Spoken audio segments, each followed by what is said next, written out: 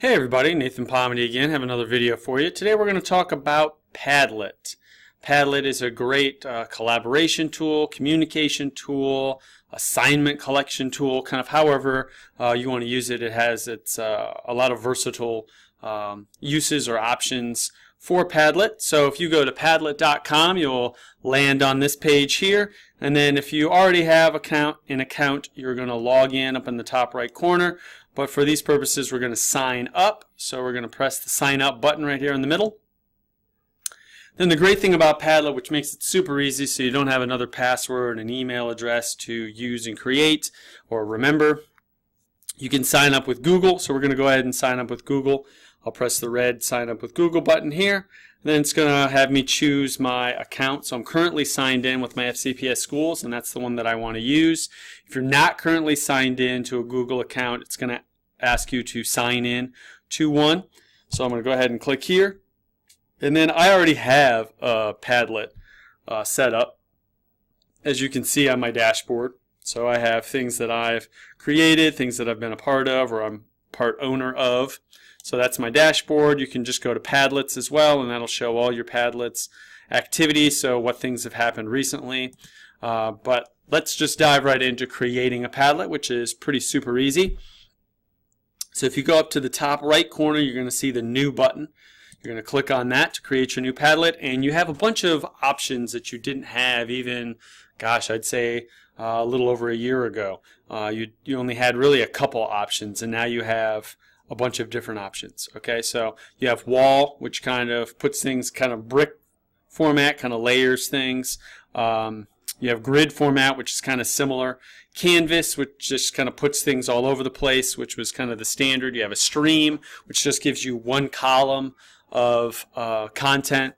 Or you can do shelf, where you can put topics along the top, and then students or co-workers or whoever you're using this Padlet with can fill in information kind of underneath those topics or those questions that you have posted up top. So because I think that one is really cool, we're going to go ahead and select the shelf option.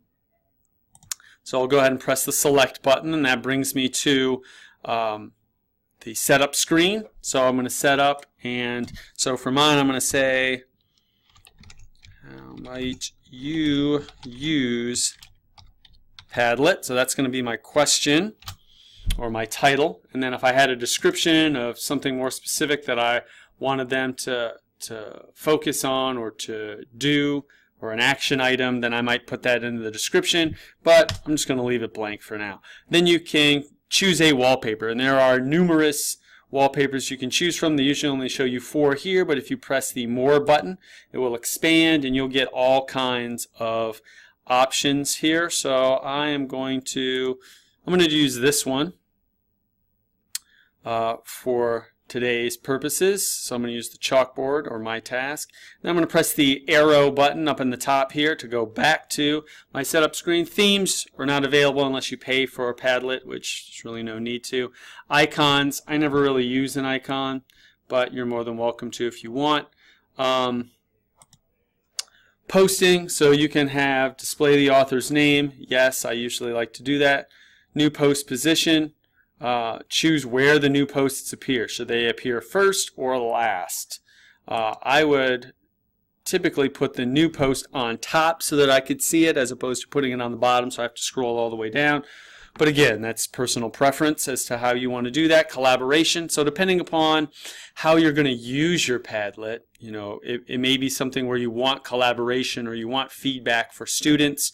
Maybe it's a gallery walk kind of a thing where students are posting up their projects and you want other students to look at them and comment on them. So maybe commenting is something you want to use. You can put that in there. There's also reactions where you can give grades, stars, votes, likes, you know, similar to social media. So you can use that as well. Again, personal preference as to if you want to use either of those, both of those, only one. You can put hashtags in to make it easier to find and search for these Padlets. I usually leave it blank. but completely up to you. And here's your unique address for this specific Padlet that we're setting up. Okay, and once you've kind of finished this page, you're going to move on to the second page. So you're going to press the next button up in the top right corner. Then you're going to set up privacy. So you can keep this Padlet private. So only you and the people you add as collaborator or contributors can access the Padlet. Okay, you can protect it with a passcode. So that way, whoever you share this with, they need to enter a password to get in. You can keep it secret. So anyone who has the link can get to it, or a QR code can get to it, but other than that, they can't. Or you can make it public that anybody can find this Padlet. So I typically would probably keep it secret, so that way it's not out there for everybody, especially if you're using it with students. Those who have access can write is usually what you would want, so that they can actually enter content or thoughts or assignments, or whatever it is you're asking of them. You want them to be able to write or to edit this Padlet in some way. Okay. Reading would be if you just wanted them to look at the posts, moderate. They can view and add posts, edit and approve other posts. Again, that would be something similar to a contributor.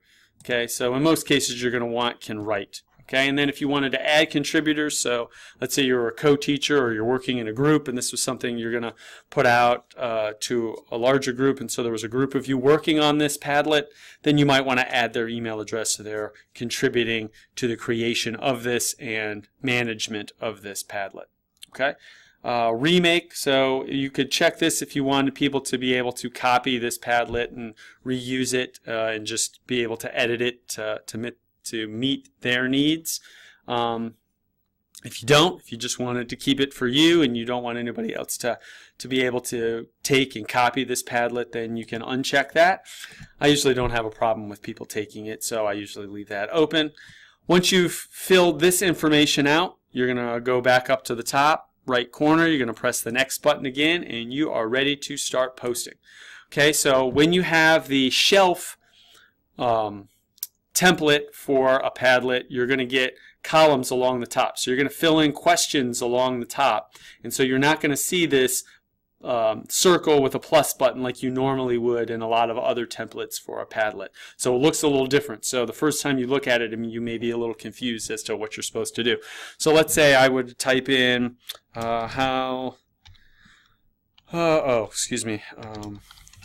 with students. So how might you use this with students? Okay, you're going to press save, and then you're going to see the next column pops up. So then you would go with teachers, you'll press save, the next column will pop up, and I don't know, so let's say with parents as well. Okay, and press save. And so now you're going to see there's a little plus button underneath, and this is where people would then respond to that question. So how might you use Padlet with students? And then you could enter in, you could attach information here. So if you clicked in this area, you'll be able to add a website. So this would be a Google Doc or a song or a photo or a YouTube video or whatever. You could also drag and drop a Word document or a PDF file here. You could snap a picture, things like that. So you could attach items to this, or you could just start typing and enter in your information.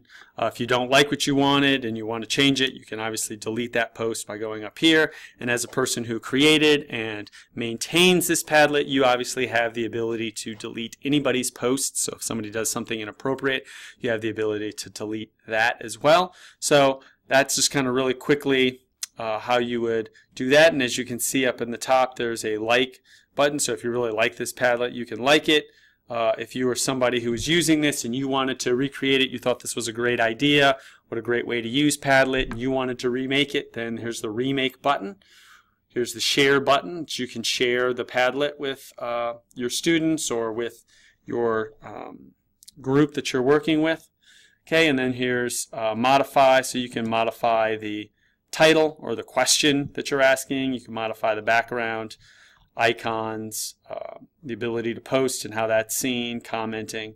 So you have the ability to then go back and change some of those. Okay, and then you can come up here to the three dots and it gives you some more information here. So inviting people, you can go to enter full screen mode, you can clear all posts. So let's say you use this with your students 1 year and you want to reuse it year after year, but you don't want to save the student entries, then you can delete all the posts, but it keeps your template and all your information ready to go so that you're ready to start with your new group on a new school year. Or you could delete it altogether.